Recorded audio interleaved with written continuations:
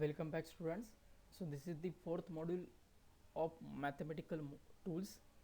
तो इस मॉड्यूल में हम इंटीग्रेशन स्टडी करने वाले। तो लाइक डेरिवेटिव इंटीग्रेशन भी एक बहुत इंपॉर्टेंट बीट है जो आपको आगे जाकर बहुत काम में आने वाला बीट है, और उसका जितना लगने वाला पार्ट है उतना ही हम इस मॉड्यूल में स्टडी करने वाले। तो स्टार्ट करते हैं हम इस बीट को। तो देखो, अब integration is the reverse process of differentiation. अगर हम किसी चीज़ का डिफ्रेंसिएशन करते हैं और उसी चीज़ का अगर इंटीग्रेशन करते हैं तो हमें वही थिंग वापस मिल जाता है।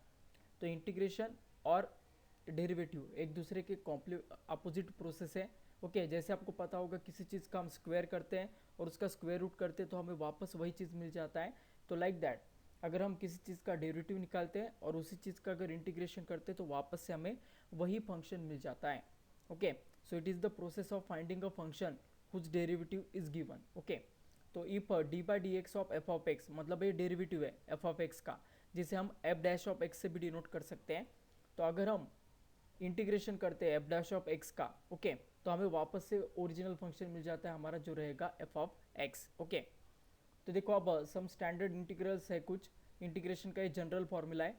X raise to n d x अगर रहता है तो इसका answer x raise to n plus one upon n plus one plus c आएगा। ओके, और ये n का value must not be equal to -1 होना चाहिए। -1 छोड़कर n का वैल्यू कोई भी रहा तो चलता है। ओके, और इस c को इंटीग्रेशन कांस्टेंट कहा जाता है। ठीक है, इंटीग्रेशन में आने वाला एक कांस्टेंट होता है, इसे इंटीग्रेशन कांस्टेंट कहा जाता है। इसे निकालने के लिए हमें डिफरेंशियल इक्वेशन नाम का एक मैथमेटिक्स का टॉपिक देखना पड़ता है जो हमारे सिलेबस का पार्ट नहीं है फिजिक्स में। तो हम जस्ट कुछ इंपॉर्टेंट इंटीग्रेशन के ऊपर और लुक करने वाले हैं। तो इसके बाद देखो, अब d x by x of, मतलब integration of d x by x must भी इक्वल टू क्या आएगा, log of x plus c. तो ये रहेगा इस इंटीग्रेशन का आंसर। साइन एक्स का इंटीग्रेशन होता है minus cos x, cosec square x का इंटीग्रेशन होगा minus cot x, sec x tan x का इंटीग्रेशन होता है sec x plus c, e raise to x d x का इंटीग्रेशन होगा e raise to x plus c. Second बीट आप integration of d x is equal to x plus c, integration of cos x d x is equal to sine x plus c.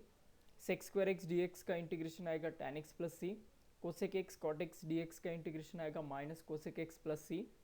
A x plus b whole raise to n d x अगर रहा तो इसका answer a x plus b whole raise to n plus one upon n plus one रहता है। और ये a x plus b जो term है इसका डेरिवेटिव के साथ हमें इसे डिवाइड करना पड़ता है। अगर ऐसा कुछ टर्म रहा तो प्लस सी करना पड़ेगा। A raise to x d x का आंसर आएगा a raise to x log of a plus c.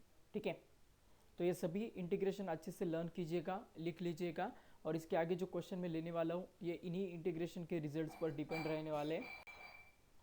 तो इसके बाद नेक्स्ट टाइप ऑफ इंटीग्रेशन है डेफिनाइट इंटीग्रल। इसके पहले जो मैंने इंटीग्रेशन बताया था उसे इनडेफिनाइट इंटीग्रल कहा जाता है। ओके, तो अब ये डेफिनाइट इंटीग्रल मतलब एक डेफिनाइट लिमिट के अंदर हम इंटीग्रेट करते हैं गिवन फंक्शन को। ओके, तो when an integral is defined between two definite limits a and b, it is said to be a definite integral and it is given by a to b, okay, integration of f of x dx। तो इसे ऐसे read किया जाता है। तो अब इस f of x dx का इंटीग्रेशन आने वाला है फाई ऑफ x। ओके, तो ये इंटीग्रेशन करने के बाद हमें लिमिट कुछ ऐसे लिखने पड़ते हैं। उसके बाद x की जगह पहले b पुट करना और फंक्शन का आंसर निकालना, माइनस x की जगह a पुट करना और उसका आंसर निकालना, दोनों का सब्ट्रैक्शन करने के बाद फाइनल आंसर मिल जाता है हमें। where phi of x is the integral of f of x, here a and b are the lower and upper limits of integration। okay, तो इसके बाद कुछ क्वेश्चन दिए हमें, integrate x square minus cos x plus one by x. ये सभी question समझने के लिए आपको पहले पेज पर जो मैंने फॉर्मूलेज दिए थे वो सब लर्न करना है, अच्छे से लिखना है, तभी आपको समझ में आएगा मैं ये क्या कर रहा हूँ। ओके, तो इंटीग्रेट करते हैं हम x square minus cos x plus one by x d x को।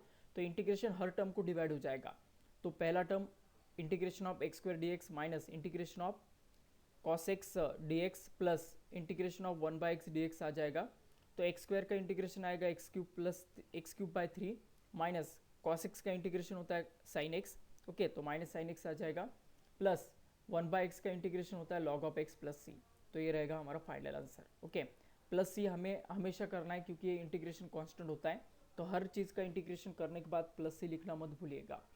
अब ये देखो, सेकंड वाला जो क्वेश्चन है ये डेफिनेटली इंटीग्रल का क्वेश्चन है। इस क्वेश्चन में अगर आप देखते हो तो लिमिट दिया है, लोअर लिमिट 0 है, अपर लिमिट पाई बाई 6 है, और sex square x d x का इंटीग्रेशन करना है। तो sec स्क्वायर एक्स डी का इंटीग्रेशन tan x होता है। ओके, प्रीवियस पेज से फॉलो करो आप, आपको इसका आंसर मिल जाएगा। तो अब इसका लोअर लिमिट 0 रहेगा, अपर लिमिट π/6। तो पहले x की जगह π/6 पुट कर दो, तो आएगा tan π/6 माइनस, अब लोअर लिमिट पुट कर दो x की जगह, तो tan 0 0 होता है, और tan π/6 1/√3 होगा। तो फाइनल आंसर आएगा इसका 1/√3 माइनस 0, दैट इज 1/√3। ओके, तो लाइक दैट क्वेश्चन नंबर 3 है। अभी हमारे प्रैक्टिकली फिजिक्स में आने वाली इक्वेशन है जहाँ पर डिफाइनाइट इंटीग्रल हमें करना पड़ता है। तो हमें r to infinity G M m d x divide by x square, ये ग्रेविटेशन का फॉर्मूला है। इसमें कैपिटल जी एम और small m are the constant quantity है। तो कांस्टेंट का कभी भी हम इंटीग्रेशन नहीं कर सकते, इस कारण उसे बाहर निकालना। ओके, तो जी एम एम ये चीज़ को हमें बाहर निकालना है इंटीग्रेशन से, और इंटीग्रेट सिर्फ उसी को करना है जो वेरिएबल है।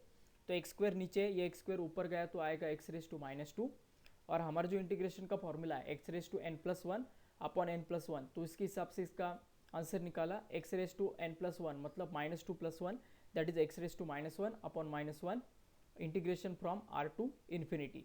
तो पहले x की जगह इन्फिनिटी पुट कर दो, आंसर 0 आएगा, माइनस x की जगह r पुट कर दो, आंसर आएगा 1/r। तो फाइनल आंसर आने वाला है माइनस ऑफ माइनस से प्लस हो जाएगा gmm/r। तो ये रहेगा फाइनल आंसर। ओके,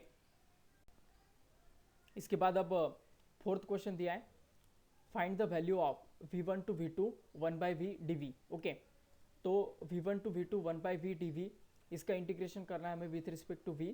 तो इसका आंसर आएगा 1/x का इंटीग्रेशन क्या आता है, log of x, like that 1/v dv का इंटीग्रेशन क्या आएगा, log ऑफ v।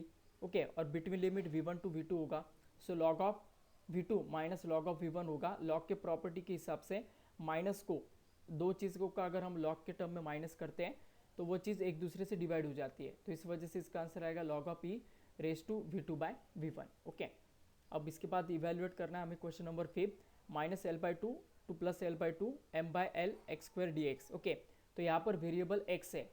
ओके, इस वजह से m/l कांस्टेंट है, उसे बाहर निकालना है, उन्होंने मेंशन भी किया है। तो m/l को बाहर निकाला, इंटीग्रेशन सिर्फ -l/2 to +l/2 x square dx का होगा, और x स्क्वायर का इंटीग्रेशन आता है x³ 3। ओके, और उसके बाद लिमिट पुट करना पड़ेगा -l/2 अपर लिमिट +l/2।